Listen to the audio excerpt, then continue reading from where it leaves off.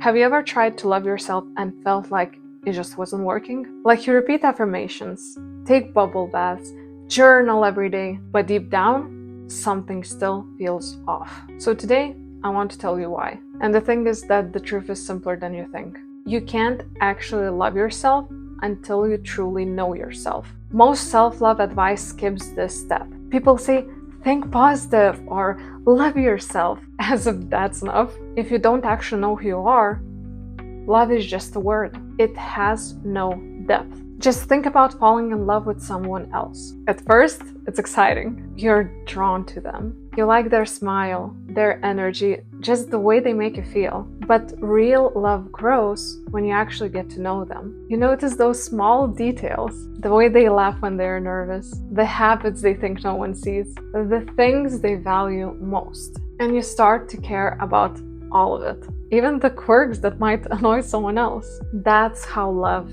deepens. Now ask yourself, how well do you know yourself? The real you. Not the persona you show to the world, not the version that performs at work or that you show on social media. The inner you. The one that feels lonely, uncertain, angry, hurt even sometimes. Most of us really don't know ourselves that well. And when you don't know yourself, self-love is literally impossible. You end up trying to love a stranger. And here's another important truth.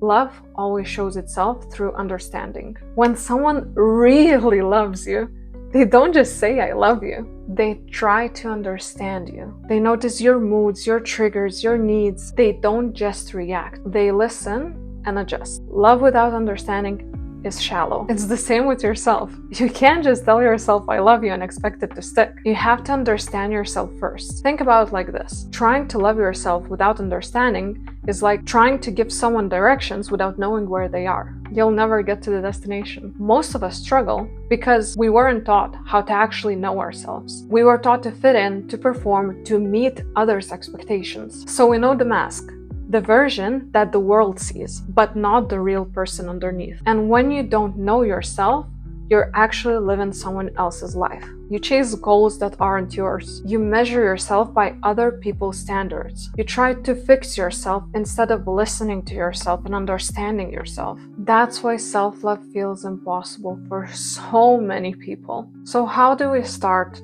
changing this? You turn inward. You get curious. You ask yourself real questions, the kind that you would love to know if you would start falling in love with someone new. And here are some questions to begin with. What do I really love? What do I really hate? What do I value most in life?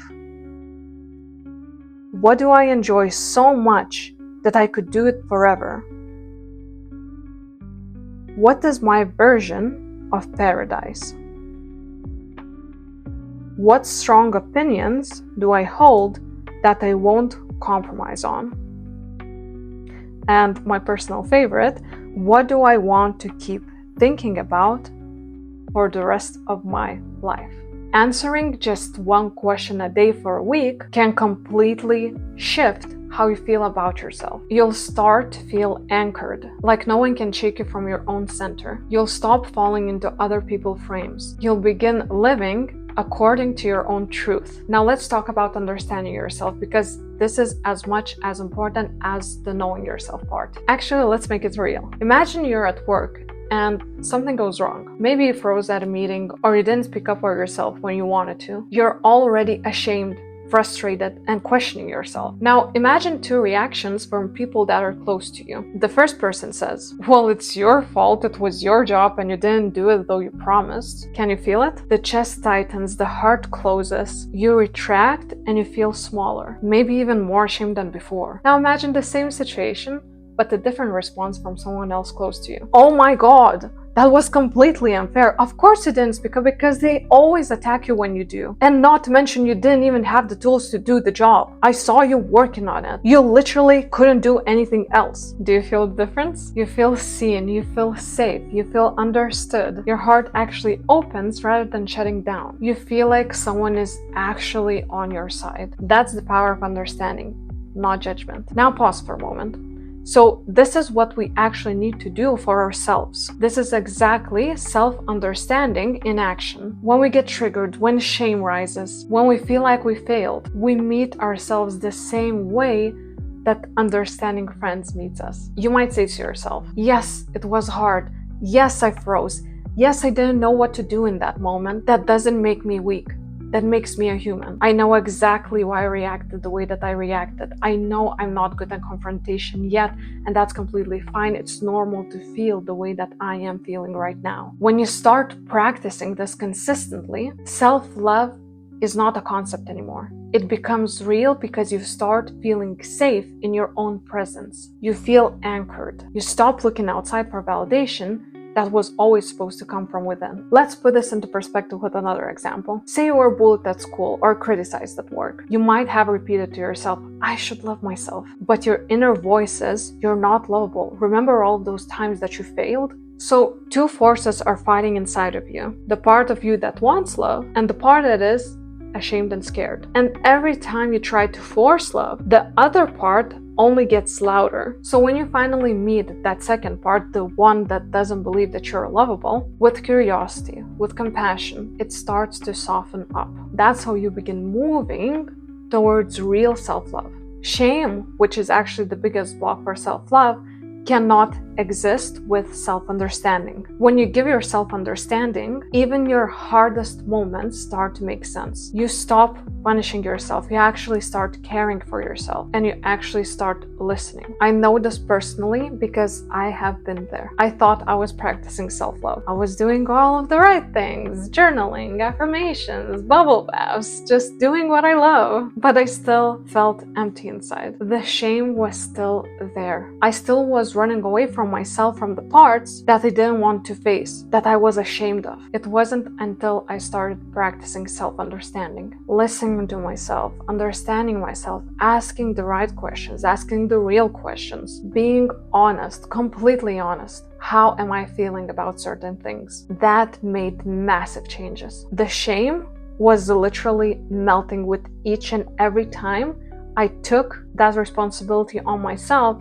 to show that compassion to myself, to show that understanding, to see where all of this is coming from. Because I'm telling you, every time there's a very good reason why things are happening the way that they are happening. Why are you acting the way that you are acting? So from that point, that self-love actually started to feel real. And I started trusting myself in ways I've never trusted myself before. I started taking the action that I've never taken before. Started going to things that I've never done before.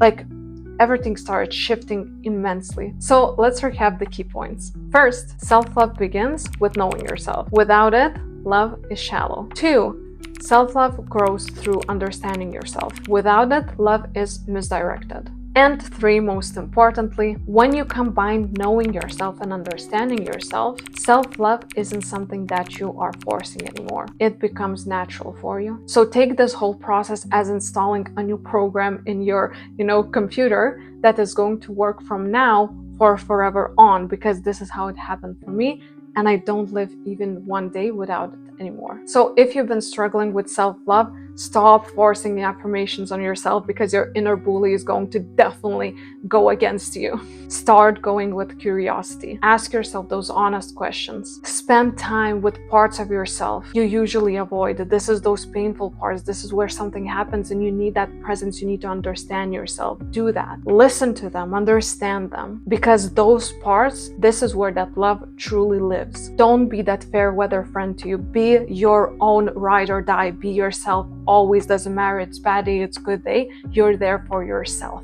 And here's the final truth. Once you master self-knowing and self-understanding, the rest of life feels completely different. You make choices that actually fit you. You stop comparing yourself. You stop seeking approval from the outside. You start living unapologetically in your own truth. Start being on your own side from today and see how the world changes.